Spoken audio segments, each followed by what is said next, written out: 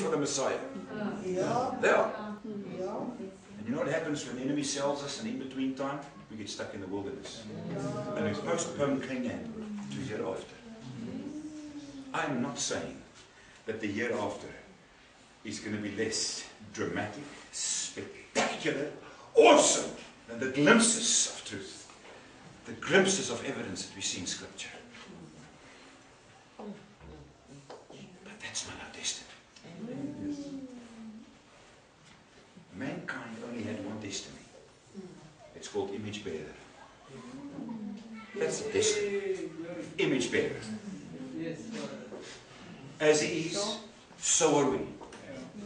When Jesus departs, he doesn't say, guys, I'm sorry to break this news now, but I have to go. I'm going to leave you like orphans for 10 years, or what did they say, 2012? So you come back in 2012. Just hanging there to the bitter end.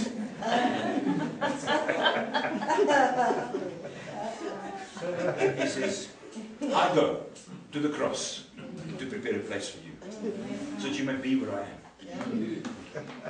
A place of no separation, of no distance. Every high place brought low. Every valley means every possible distraction, every possible obstacle, every possible definition of distance, in any context, he removed through one act. Through one act. So that you will know that I'm in my Father. Because the first time Jesus said it, they wanted to stone him. Remember John 10:13, he says, I and the Father are one. He didn't say, guys, you know, I'm going to let you in a little bit, you're close to me now, I'm going to let you in a little secret. You know, I actually come from heaven. And I'm on this mission here for 33 years, and it's actually very boring because in heaven it's so glorious. And I mean, to make it worse, he didn't land in Hermanus, he landed in the desert. And it's desert everywhere. Imagine Jesus. Boring. No mountains, no flowers. Just camels. Just Jewish people that look all the same. You've seen one, you've seen them all. I mean, that's why they had to buy a guy to point Jesus out. Remember the night they betrayed him? They didn't want to catch the wrong guy because they all looked exactly the same. Sometimes I think Jesus had this like special holy walk. His entourage. Come on, they didn't want to crucify the wrong guy. So they bribed one of his closest friends to go and kiss him and point him out. Want jy kan 'n fout maak as jy skielik hier is.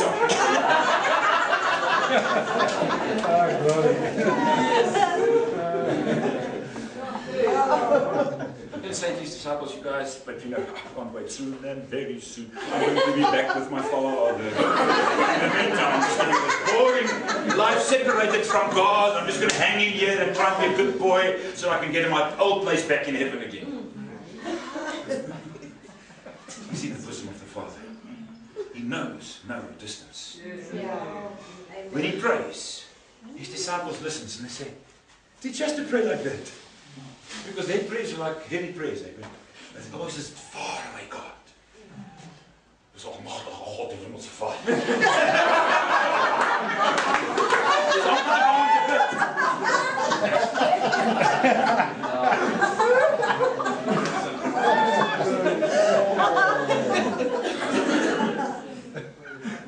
you know, come on, let's be pastors here. Let's be honest. What is perhaps one of the most boring meetings in church? It's called a prayer meeting. When you have the crowds, let's be very honest. Are the prayer meetings the crowd pullers? No. You know, I grew up in a mission where you know, you'd have time with the Lord, and someone would start singing spontaneously. And so we came from this mission, we went to a very reformed church, and I think it was one of my brothers or somebody else's brother or child. In this prayer meeting, but very gewijd, very somber. And there's silence, you know, and then the silence gets a little bit uncomfortable. So sit een van die kleintjies, sit jy sommer 'n koortjie in. So you start singing. It was out of place. We've made prayer meetings so. Only the real spiritual guys can pray. The rest of hanging here, you know, better pray for meals or but Do you ever discover the life of Christ? And he's in constant conversation. You can intersect any section of his thought life. His thoughts are his sanctuary.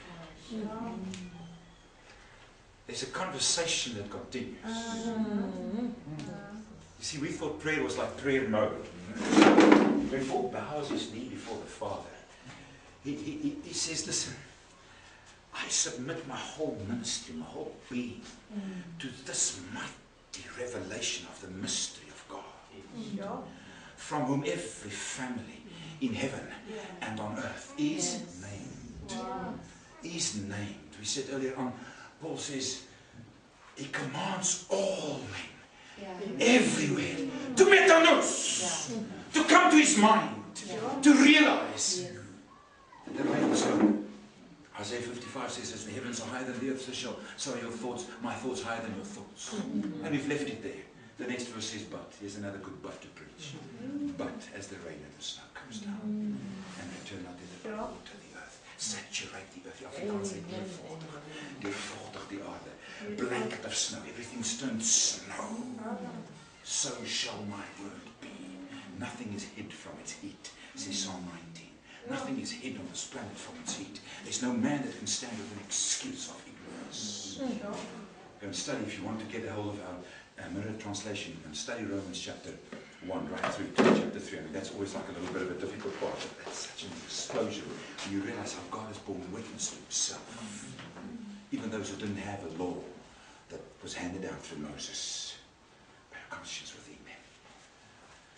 Deep calls unto deep. The book of Ecclesiastes says that man is an eternal being. Eternity dwells within him. There's an eternity within man. He cries out for the living God. He cancelled distance. As the rain and the snow, so shall my word be. Saturate the soil.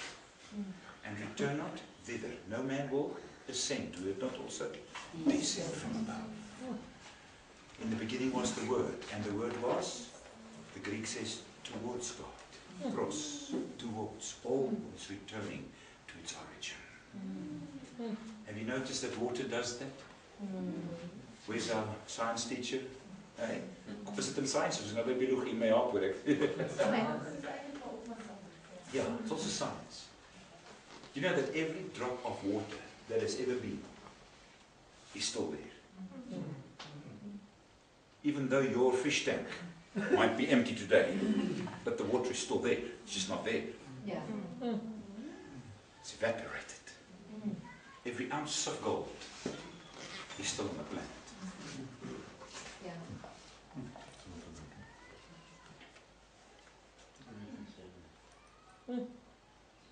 My word shall not disappoint me.